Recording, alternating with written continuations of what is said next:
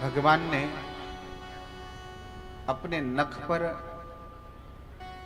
7 कोश के गिरिराज पर्वत को धारण कर लिया। भगवान का एक नाम गिरधारी पड़ गया। सारे ग्वाल बाल भगवान गिरिराज के नीचे आ गए। 7 कोश के अंदर आकर के सब उसके अंदर छुप गए। अतिवृष्टि हो रही है इंद्र के द्वारा। ग्वाल वालों ने देखा कि कन्हैया मेरा एक अंगुली पर उठा रखा है, तो ग्वाल वाल सभी के सभी अपने डंडे लेकर के लगा दिए कि कहीं कन्हैया मेरा थक न जाए अकेले उठाए उठाए। कन्हैया के मित्र ने कहा कि देख कन्हैया, तू बहुत देर से इस पर्वत को अपने नख पर धारण किया हुआ है, तू थक गया होगा, तो ऐसा कर थोड़े से तू आराम कर ले और तब तक हम सभी अपने लाठी को लगा करके और इस गिरिराज को जो है ऊपर उठा करके रखेंगे। कन्हैया ने कहा ऐसा क्या? भगवान ने अपने हाथ को धीरे से नीचे किया। जैसे ही नीचे किया, गिरिराज जी नीचे की तरफ आने लगे। ग्वाल बाल चिल्लाने लगे, अरे कन्हैया, ये तो हम सब रोक नहीं पाएंगे, तू इससे पकड़, तू इसको थाम। भगवान ने फिर से अंगुली लगा करके ऊपर उठा लिया। ग्वाल बालों को लगा कि ये कन्हैया जो है मेरी तरह ही तो है, मेरे साथ खेलता है, मेरे साथ ही खाता है, तो जितनी ताकत मुझ में होगी उतनी ताकत इसमें है। यह विषय ग्वाल बाल सोच रहे होते हैं। इंद्र की अतिवृष्टि समाप्त हुई। भगवान ने अपने योग के द्वारा आदेश दिया महर्षि अगस्त्य मुनि को, कहा कि आप आइए, मैंने आपको त्रेता में भोजन कराया था, द्वापर में मैं आपको जल पीने के लिए बुला रहा हूं। एक बार प्रभु श्री राम और माता जानकी अवध के भवन में दोनों बड़े आनंद के साथ हैं। माता जानकी ने कहा कि प्रभु,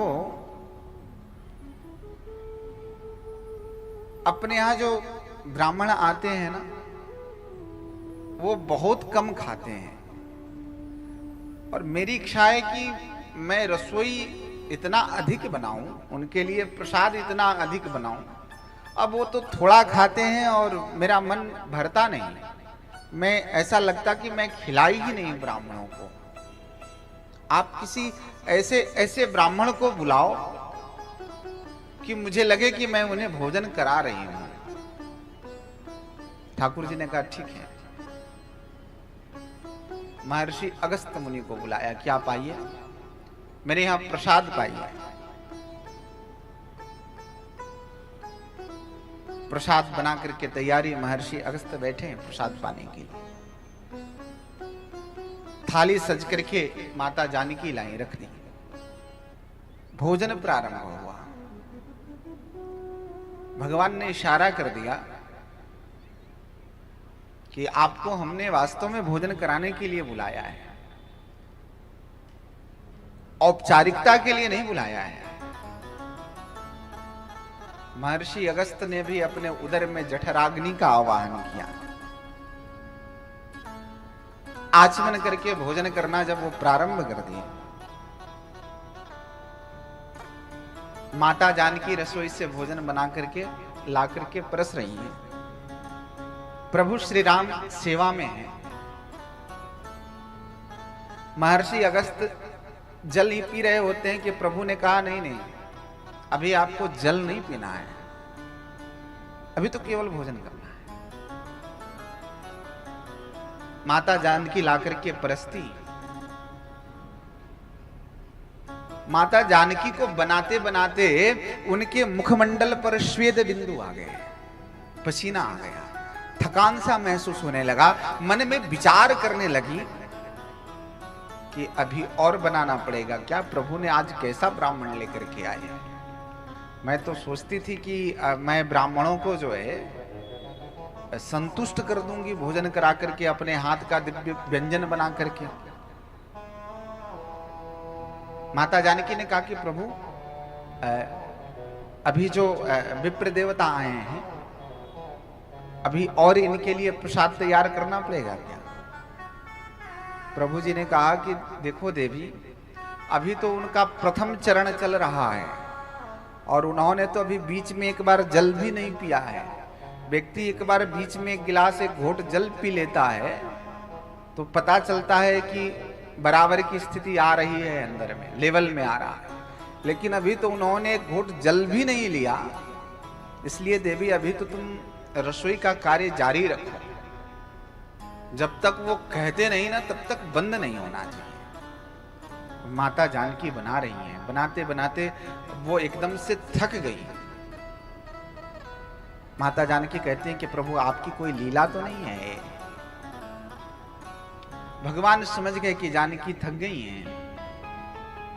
ठाकुर ने इशारा किया कि महात्मन, बस आपको मैं बुलाया था और आपको इस संसार में कौन है जो संतुष्ट कर पाए। कृपा की आपने, इस बार मैंने आपको भोजन कराया है। मैं अगले अवतार में आपको जल पीने के लिए बुलाऊंगा, आप पधारिएगा। ब्रजमंडल के समस्त जलों को पीने के लिए मेरे ठाकुर जी ने उन्हें आवाहित किया। आए हैं और महर्षि ने जल का पान कर गए। सारा ब्रजमंडल सूखा पड़ा हुआ है, सब आनंद के साथ रह रहे हैं। वहां जैसा पहले था वैसे ही ब्रजमंडल पूरा का पूरा हरा भरा है। इंद्र ने अपने सैनिकों को भेजा, कहा कि ब्रजवासी तो खत्म हो गए होंगे, अब कोई बचा नहीं होगा। सैनिकों ने निरीक्षण करके बताया कि ब्रज में तो धूल उड़ रहे हैं, वहां तो पानी के एक बूंद तक नहीं है। इंद्र को लगा कि मैंने अपने जितने भी मेरे विभाग में जल थे मैंने सब जो है डाल दिया और उसके बाद भी कुछ नहीं हुआ, तो उस ब्रज में ऐसा चमत्कार क्या है। इंद्र ने भी आंख बंद करके ध्यान लगाया और ध्यान लगाया तो उससे दिखाई पड़ा कि अरे मेरे पिताजी ब्रजमंडल में उपस्थित हैं, मैं क्या कर दिया, ये अपराध हो गया मुझसे। अब इंद्र करे तो क्या करे कि भगवान नारायण ब्रजमंडल में अवतार लेकर के आए हैं और इंद्र समझ नहीं पाया। भगवान के निज घर को डुबोने का प्रयत्न किया। इंद्र को बड़ा पश्चाताप हुआ कि मैं भगवान के सम्मुख जाऊं तो कैसे जाऊं। नारद जी से पूछा इंद्र ने कि आप बताओ भगवान कैसे प्रसन्न होंगे। उनसे क्षमा याचना मांगने जाना हो तो कैसे क्षमा मांगू। भगवान ने नारद जी ने कहा कि देखो तुम जाओ भगवान के पास ना, तो तुम गौ माता को साथ लेके जाना। भगवान गौ माता को देख करके बड़े प्रसन्न हो जाते हैं। इंद्र सुरभि गौ माता को लेकर के गया है। गौ माता को सामने उपस्थित करके इंद्र साष्टांग प्रणाम लेट गया। गौ माता के दुग्ध से अभिषेक किया। इंद्र हाथ जोड़ करके प्रार्थना करता है कि प्रभु मैं आपकी माया को समझ नहीं पाया। ठाकुर हम सब जीव कोटि में हैं और हम सभी माया से युक्त हैं।